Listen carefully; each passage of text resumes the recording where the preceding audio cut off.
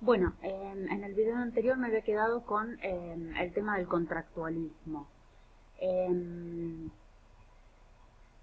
el contractualismo es una filosofía política que tiende a fundamentar el porqué de la existencia del Estado, ¿sí? Cuando lean estos pensadores contractualistas, son filósofos, o sea que no piensen que esa situación de la que ellos están hablando es una situación real, ¿no? Ellos lo que hacen es metaforizar las circunstancias que hacen que una sociedad tome la decisión de organizar un Estado, ¿sí? O sea que son corrientes filosóficas, no son historiadores, ¿sí? Bien, entonces, el contractualismo se pregunta por qué existe la necesidad de crear un Estado y llega a la conclusión de que de no existir el Estado, lo que existe es una situación previa que se llama estado de naturaleza. En ese estado de naturaleza, donde no hay orden, no hay ley, no hay autoridad, es una especie de anarquía, lo que prima es un estado de naturaleza, un estado de anarquía, donde la vida de los ciudadanos se hace muy embrutecida, muy corta y muy violenta, por lo tanto, la sociedad civil llega al acuerdo de firmar un pacto o contrato en el que cederán todos o algunos de sus derechos en pos de generar una autoridad política que tome decisiones legítimas para una vida mucho más armónica, ¿sí? Eso es lo que dice el contractualismo en términos generales. Se llama contractualismo entonces porque viene de un pacto o contrato que la sociedad civil celebra para darse un gobierno. Ahora, nosotros tenemos diferentes pensadores contractualistas. Básicamente tenemos tres que son los más importantes, que son Hobbes, Locke y Rousseau, ¿sí? Bien, también tenemos que prestar atención en qué momento histórico escriben, ¿sí? Hobbes escribe en Inglaterra antes de la Revolución Gloriosa, en un estado realmente muy convulsionado, y entonces puede entenderse un poco cuál es su postura, ¿no? Si se entiende en qué momento histórico escribe. Locke también es inglés, pero escribe con posterioridad a la Revolución Gloriosa, por lo tanto, las conclusiones a las que llega son distintas. Y Rousseau escribe eh, para la Revolución, en el tránsito de la Revolución Francesa, donde todavía no estaba muy claro con qué forma de gobierno Francia se iba a quedar. Ustedes saben que después de la Revolución Francesa se termina con la monarquía absoluta, pero hay varias décadas en las que llegan incluso con Napoleón hasta el imperio. O sea que Francia, después de la Revolución Francesa, pasó varias décadas viendo qué tipo de gobierno iba a establecer. Entonces es importante siempre ver en qué contexto escriben los autores.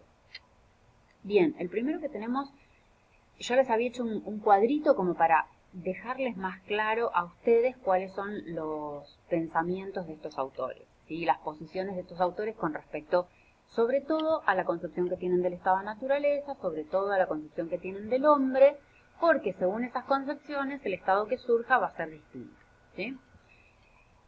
Locke dice, Locke no tiene una buena concepción del hombre, ¿sí? Cree que el hombre es egoísta, cree que el hombre es malvado, cree que si no existe, cree que en el estado de naturaleza se da una lucha de todos contra todos, lo que prima es el poder del más fuerte. Entonces dice, la sociedad civil hace un pacto y cede todos sus derechos al Estado. Por lo tanto, si los individuos ceden todos los derechos al Estado, lo que se forma es un Estado absoluto, que tiene la concentración, la suma del poder, ¿sí? Por eso él compara al Estado con un leviatán, ¿sí? Que es una figura mitológica superpoderosa, ¿sí?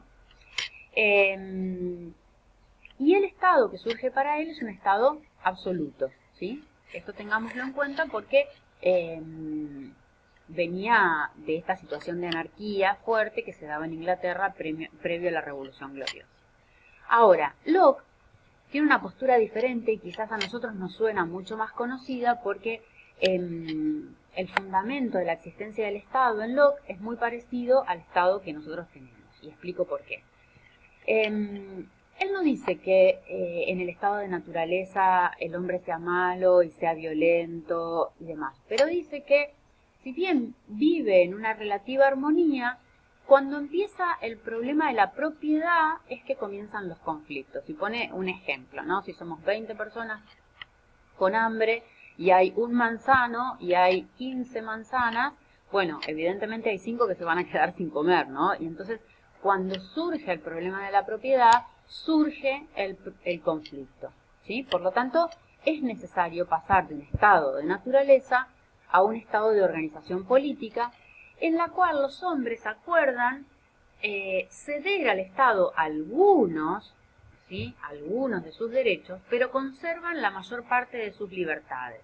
Este pensador obviamente viene del liberalismo, es un burgués, estaba contra la monarquía absoluta, estaba contra esta posibilidad que tenía el monarca de disponer de tu propiedad y de tu persona. Entonces Locke dice, el hombre no cede todos los derechos para tener un Estado, cede algunos derechos políticos que tienen que ver con la organización y con la toma de decisiones. Pero el hombre conserva los derechos más importantes, que son el derecho a la propiedad, el derecho a la libertad, en todas sus manifestaciones, ¿sí? La libertad religiosa, la libertad económica, la libertad de difundir libremente las ideas por la prensa. Bueno, todas las libertades liberales que nosotros conocemos surgen en esta época y con estos filósofos. Y son la reacción a la monarquía absoluta, donde el Estado, el ciudadano no era un ciudadano porque no tenía respetado sus derechos. Estos filósofos son filósofos de la burguesía, que se oponían al Estado absoluto y que hicieron las revoluciones porque la burguesía aportaba económicamente, pero, como ustedes habrán visto, por ejemplo, en la Revolución Francesa, los que tomaban las decisiones eran la nobleza y el clero. Entonces la burguesía decía, ¿cómo puede ser? Nosotros sostenemos económicamente todo este circo y ni siquiera podemos tomar parte en las decisiones políticas. Bueno, y ahí se llevan adelante en las revoluciones burguesas. Y estas revoluciones burguesas, la gloriosa de Inglaterra, la francesa, e incluso la industrial con su cariz, están motorizados por una clase social que es la burguesía, que es una clase social en ascenso, que lo que está pidiendo es pista. Está pidiendo ser un actor determinante en la toma de decisiones, como realmente lo va a hacer después, ¿sí? Bien, entonces, en ese cuadrito que yo les pedía, para lo que el hombre no es tan malo como para Hobbes, el estado de naturaleza no es tan violento, pero sí surgen conflictos que si no hay un poder político nadie puede dirimir, sobre todo con respecto al tema de la propiedad. Y lo que surge para él es un estado limitado. Él está completamente en contra de la idea de Hobbes porque decía que un poder absoluto se corrompe por tendencia intrínseca, es decir, un poder político concentrado no tiene quien lo controle. Entonces, ¿qué es lo que va a proponer Locke? Locke va a proponer el sistema que nosotros tenemos, un poder ejecutivo, un poder legislativo y un poder judicial, en el marco de una constitución, donde ya no se puede hacer lo que uno quiere, sino que se puede hacer lo que la constitución establece, ¿sí? Y a su vez, ¿por qué un poder dividido? Porque opera para él algo que se llama sistema de frenos y contrapesos. Es decir, si uno de los poderes políticos se equivoca o toma una mala decisión para el bien común, los otros dos lo juzgan. Y nosotros este sistema lo tenemos en nuestra Constitución, ¿sí? Supongamos que, vamos a poner el ejemplo de Vudú, ¿no? Que fue condenado por haberse quedado con la máquina de hacer moneda nacional, ilegítimamente. Entonces, pertenecía al Ejecutivo, entonces Vudú tuvo un doble juicio. Por un lado, el Poder Judicial lo condenó y fue preso, ¿no? Pero por el otro lado, el Poder Legislativo le hizo un juicio político, por lo cual se determinó que queda inhabilitado para ejercer cargo público alguno nunca más en su historia.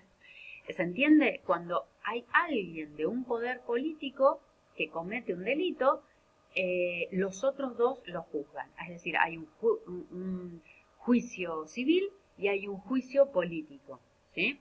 Esto para que entiendan ustedes por qué Locke quería que el poder estuviera dividido. Porque un poder dividido esos poderes se controlan mutuamente, ¿sí?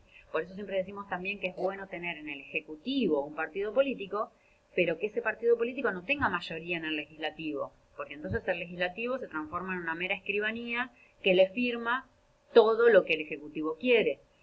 lo más sano para la República es que el Ejecutivo lo desarrolle un partido político y en el Legislativo tenga mayoría otro partido político para que lo investigue, para que lo controle, digamos. Esa es la función de los distintos poderes dentro del Estado. Bueno, un poco esto en resumidas cuentas es lo que propone Locke. Y después tenemos una propuesta bastante utópica, que es la de Rousseau, que él intenta volver un poco a la idea de la democracia directa de los clásicos griegos, ¿no? De Platón, que se daba en Atenas, donde los ciudadanos ejercían por sí mismos el gobierno. Él propone un gobierno de tipo asambleario, sería como si nosotros en Gesell, los 45.000 que somos, nos juntamos en una plaza pública a decidir si hay que hacer, no sé, si hay que poner 5 camas más de terapia intensiva en el hospital, por ejemplo. Bueno, algo bastante impracticable en sociedades grandes como las actuales. La idea de Rousseau se aplicó en algunos gremios o sindicatos, ¿sí? que funcionaron, o en algunas cooperativas, históricamente, que funcionaron tomando decisiones de forma asamblearia, pero en un Estado nunca funcionó, nunca cuadró esta imagen, esta idea de gobierno de Rousseau. Bueno, eso en cuanto a los filósofos más importantes. Ya me estoy por quedar sin tiempo de nuevo y no voy a grabar más videos. Les subo estos dos, el primero y este segundo, para explicar un poco, quería yo, contractualismo, que por ahí es lo que más les dificulta. Tengan en cuenta que son filósofos, no son historiadores, no están hablando de lo que pasó, sino que están tratando de fundamentar filosóficamente por qué es necesaria la existencia de un Estado y qué tipo de Estado tiene que surgir según ellos. Y después ustedes verán también que tienen la propuesta del marxismo, que ustedes la han visto también conmigo y en sociología. Así que no me voy a detener mucho en la cuestión del marxismo, ¿sí? El marxismo ve al Estado como un aparato de dominación de la clase burguesa sobre el proletariado y como una herramienta más para reproducir la opresión del sistema capitalista. Así que, y obviamente propone otro tipo de Estado, que es un Estado que socializa los medios de producción, y este Estado está para organizar eso, precisamente la socialización de los medios de producción y la vida más igualitaria o equitativa en la sociedad, ¿sí? El marxismo no está en contra del Estado, está en contra del Estado capitalista, ¿sí? No es que ellos llegan, cuando se han dado las experiencias comunistas, no es que llegan y destruyen el Estado, no, cooptan el Estado. De hecho, eso es lo que pasa en la dictadura del proletariado, se coopta el Estado para destruir la propiedad privada y establecer otro tipo de Estado que socializa los medios de producción. Pero bueno, esto ya lo vieron y les puede resultar con alguna dificultad, pero ya lo hemos explicado. Yo quería explicar específicamente el contractualismo, porque en el contractualismo están presentes todos esos derechos y garantías que están en nuestra Constitución, que protegen un poder que protegen al ciudadano contra un poder que se puede volver absoluto, ¿sí? Son como la fundamentación de todos los principios que nosotros tenemos en la Constitución de libertad de expresión, de libertad religiosa, del ámbito de lo privado que está preservado y demás. Bueno, nada, esta es un poco la presentación de lo que es Estado en términos generales. Lo que vamos a hacer las próximas clases es explicar cómo se plasmaron esas ideas, específicamente en Argentina, a partir de 1880, y lo vamos a ver también en economía con los modelos de acumulación. Entonces, así como tenemos modelos de Estado-mercado, ¿sí? Que son estos, no son estos, los perdí, los tenía al principio. No solamente tenemos estos modelos de Estado, sino que también tenemos modelos de acumulación, ¿sí? Y los vamos a ir viendo en economía. Bueno, hasta ahí. Nos vemos.